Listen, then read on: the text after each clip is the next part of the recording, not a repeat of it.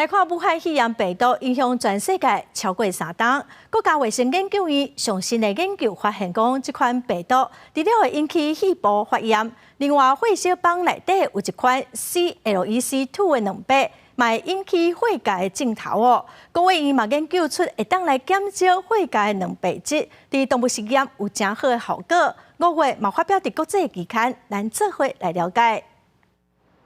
新冠肺炎侵袭全世界超过3年，真侪确诊者死亡的主要原因，除了肺部发炎，就是肺结症。国卫院透过全世界研发发现，确诊病人的验尸的检查内面，每一个器官拢有血小板的血地加微血管的一边。因若诱发肺结症的关键原因，就是血小板内面的脾脏酪氨酸激酶、欧联 C 型凝聚素受体2，也就是简称 COLEC2。为了要证明它真的是关键因子啊。 我们还用了一个叫基因剔除小鼠，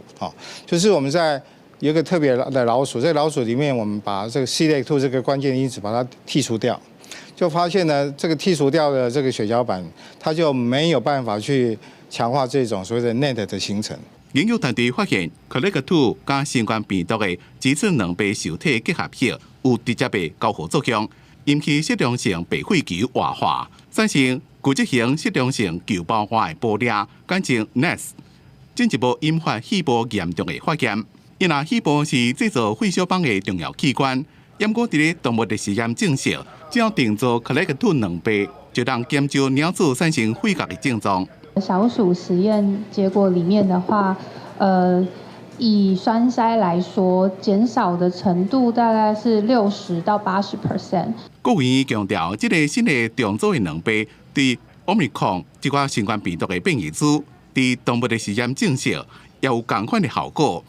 目前已经申请专利，以后将会把技术转移给生技产业，希望在无久的将来会当进一步研发成做药品，用伫咧治疗新冠病毒的感染者，甚至是当新冠的患者，来减少因的后遗症。记者综合报道。